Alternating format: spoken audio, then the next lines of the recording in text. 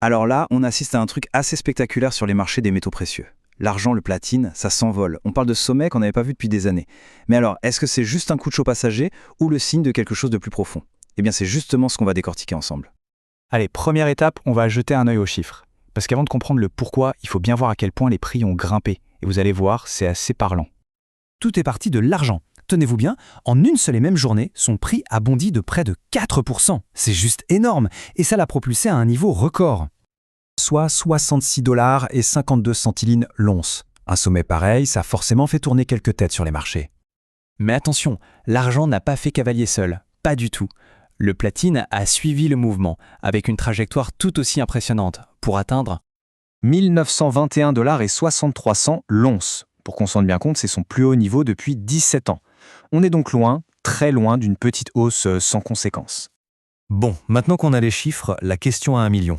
Qu'est-ce qui a bien pu déclencher une telle flambée? Pour ça, il faut tourner notre regard vers les États-Unis et leurs dernières nouvelles économiques. Et c'est là que ça devient fascinant, parce que cette envolée des prix, elle arrive pile au moment où les États-Unis sortent des chiffres économiques pour le moins contradictoires. D'un côté, on a de très bons chiffres sur les créations d'emplois, super, mais de l'autre, bam, une hausse complètement inattendue du chômage. Vous imaginez le casse-tête pour les analystes ? Et c'est vraiment ce chiffre du chômage qui a tout fait basculer. Le taux a grimpé à son plus haut niveau depuis 4 ans. Ça a sonné comme une petite alarme sur la santé réelle de l'économie américaine. Et quand l'incertitude monte, que se passe-t-il? Les investisseurs cherchent des valeurs refuges. Et dans ce domaine, les métaux précieux sont un peu les champions. Mais l'agitation du moment n'explique pas tout. Pour vraiment comprendre pourquoi ces prix pourraient bien rester élevés, il faut voir plus loin. On va se pencher sur des facteurs plus structurels, des tendances de fond, et notamment la pression qui s'annonce sur l'offre d'argent.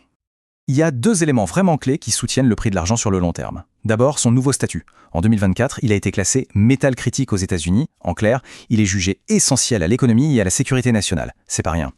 Deuxièmement, la demande explose, à tel point que les marchés s'attendent à un déficit d'offres d'ici 2026.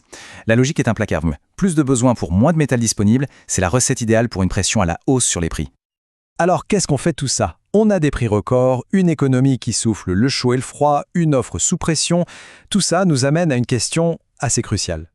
La question que beaucoup se posent maintenant est assez directe. Est-ce que cette configuration unique fait de ce moment le moment idéal pour se positionner sur l'argent ou le platine? Eh bien voilà la conclusion de l'analyse. La combinaison de ces facteurs, l'incertitude à court terme et la pression sur l'offre à long terme, eh bien ça crée une dynamique plutôt rare. Pour les observateurs, ce n'est pas juste une fluctuation de plus. C'est un signal fort qui laisse penser que c'est peut-être le moment parfait pour y regarder de plus près.